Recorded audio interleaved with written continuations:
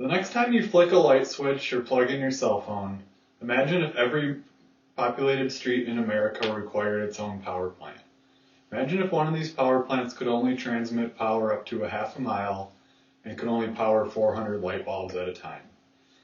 If it wasn't for the dedication of an inventor named Nikola Tesla to develop the practical use of alternating current, we may never have been able to advance into the technological era that we are in today.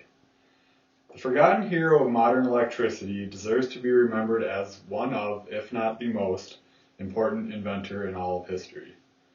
This speech will encompass Nikola Tesla's early life and career, his development of AC current, and some of his most important inventions.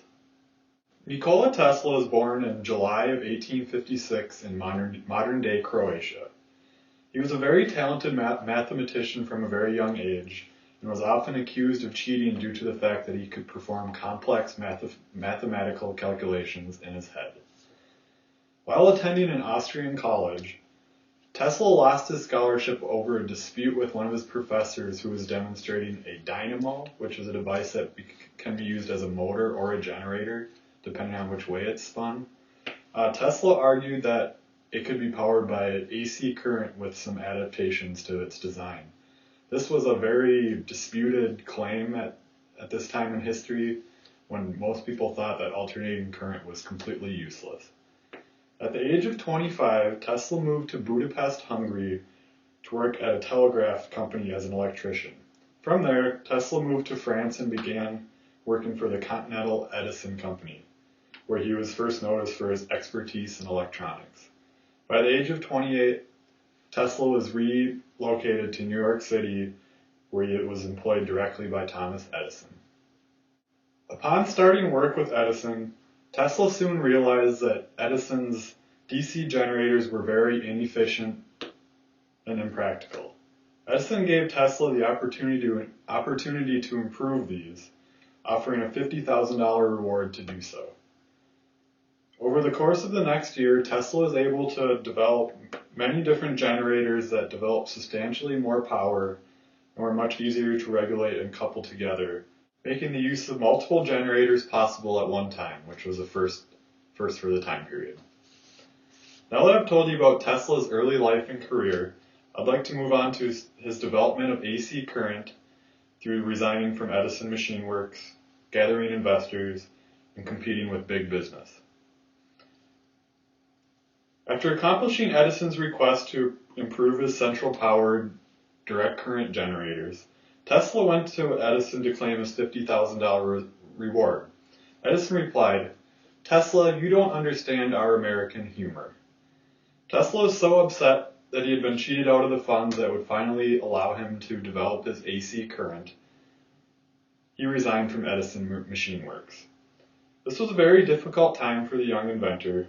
Tesla knew that his AC current systems were far superior in efficiency and practicality over the DC power that Edison was selling.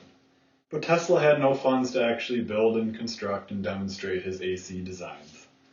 The investors that he sought were still trying to make a profit from previous investments in gas lighting and DC current systems, and no one was willing to cut their losses and invest in the AC current that almost everyone thought was useless.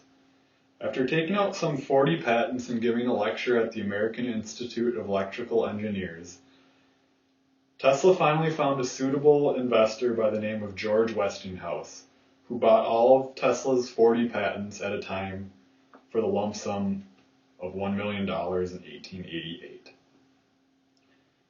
The first test to Tesla's new AC system was powering the Gold King mine in Telluride, Colorado. They were to provide light and electric motors to help in their mining processes. The mine was located 2.5 miles up a steep mountainside, making Edison DC power impossible and impractical.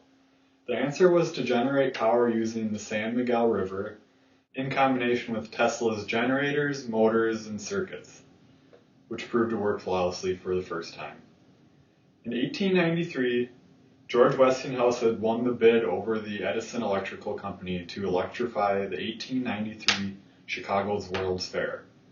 They provided over 90,000 light bulbs and were a huge hit which proved to be the most important event in the expansion of AC current. Now that I've told you how Tesla was able to develop his AC current idea, I would like to move on to some of his most important inventions. The War of the Currents, in which Tesla and Edison's conflicting ideas became known as, was finally put to an end when the two companies finally came together to install the hydroelectric plant at Niagara Falls. The three 5,000 horsepower Tesla generators produced enough power and high enough voltage to power the industrial town of Buffalo, New York, some 22 miles away. After selling his patents, the money Tesla made allowed him to continue developing his ideas.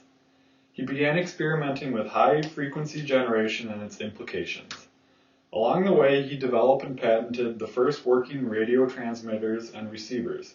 He experimented with X-ray photography and drew plans for the first primitive radar systems.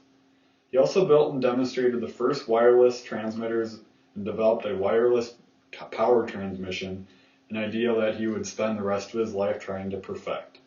This aspect of his perfectionism ultimately led to the reason why he's not nearly as well known as his counterparts.